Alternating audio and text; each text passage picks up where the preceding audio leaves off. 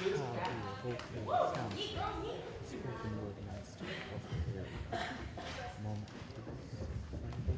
She's a girl.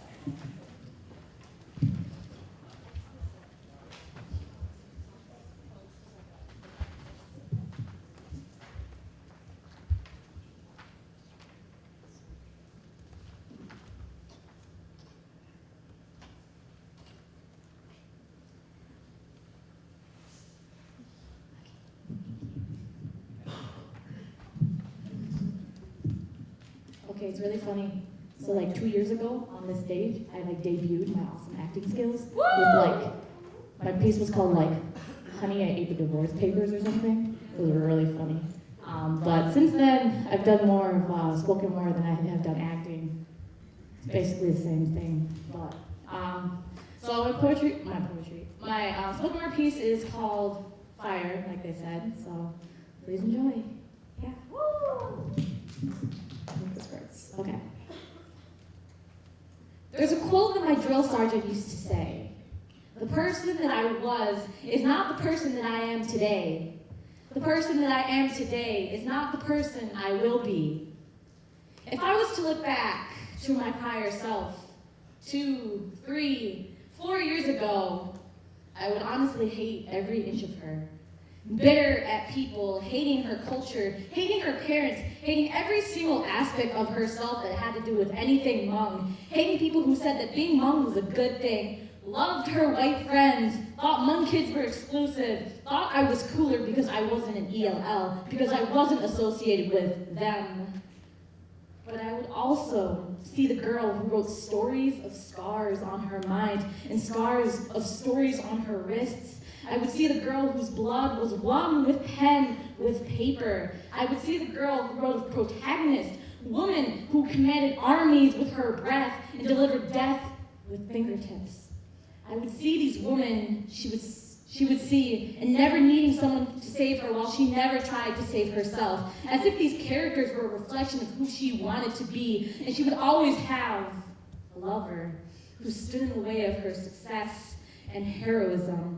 And her protagonist would always have just light enough skin, just dark enough hair, just the right body to fit the mold of a white woman. And my prior self would have idolized this to the ends of the earth.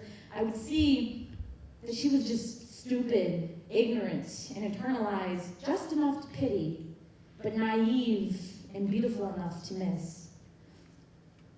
They say that hard work is all you need to pull yourself up out of any problem. But what happens when the problem is out of your control and the ones who have the controls and the power are not taking responsibility for it, but blaming you? We blamed ourselves for not realizing that the world is not built for us because we are different. And to this day, I still see sunsets lit with blood and midnights decorated with tears, and I still see the way that I lost who I was before I even realized that I had a say in it. And to this day, I live under a cloud of shame for allowing the institution to use me to integrate me into their system and becoming their pawn. And the way that I had lied to myself for so long that I no longer value what it meant to be bilingual, a person of color, or Hmong.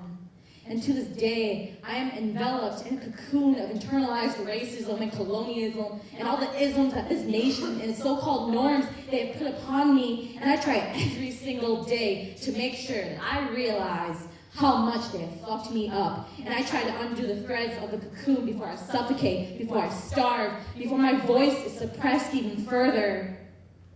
When did I stop loving my culture? And to this day, I still try to find the worth of my own skin because I am not legitimate on my own.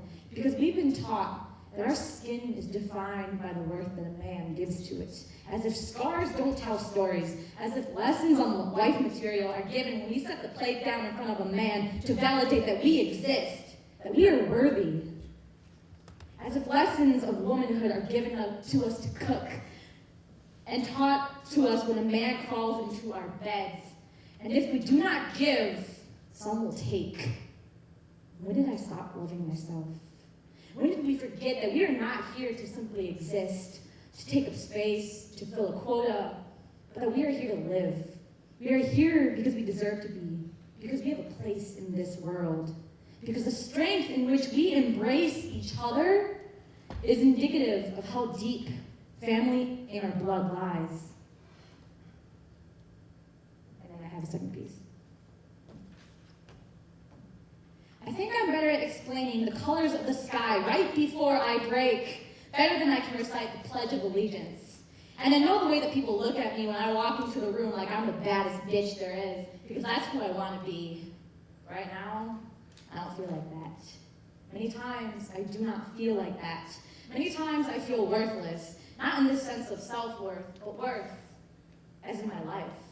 Our lives doesn't matter in terms of the vast world that we live in, and will all the efforts in which we have put into not saving ourselves, but saving others be worth it in the end?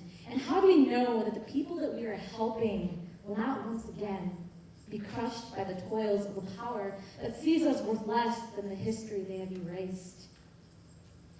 We have become dependent on knowledge and validation, and we are waiting for the day that someone takes it all away so we no longer have to remember that we are addicted to this fight. Spite is a drug. Being ignorant of this drug is bliss, and for some who taste it, they see nothing of the hype. It's just knowledge. Some people will never know that a knowledge like this does not come with a family like us. And I want you to know that this anger that I feel goes hand in hand with the passion that I can no longer find within myself. Words used to bleed from my fingertips and keep me up at night thinking about beauty. Beauty is created and defined by words.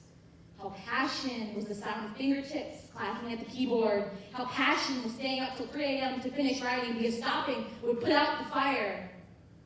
But in this fight, in order to light one fire, you must neglect another. Priorities are created, and your sense of self is put on the back burner. And sooner or later, someone asks you who you are, and you no longer know, because all you are left with is memories of who you used to be. And then people realize that they only love you on your good days. And maybe they come around on your bad days to check up on you, but they do not stay for the rest of the year. And for those who do stay, no matter the ways in which you fight, you're going to wish you never stayed. But not staying will be neglecting the truest, most basic part of yourself. For those who do become addicted to knowledge, to the fight, they're the ones with big heads, stubborn hearts, tired eyes, and late starts. They're the ones who look at you and know exactly how you are feeling because they have been right where you are. And if you hold on just for a little longer, they know you'll be okay. And at some point, you might stop crying, or maybe you won't. Some people will never know the way the skies bend and the way hearts ache right before a revolution breaks.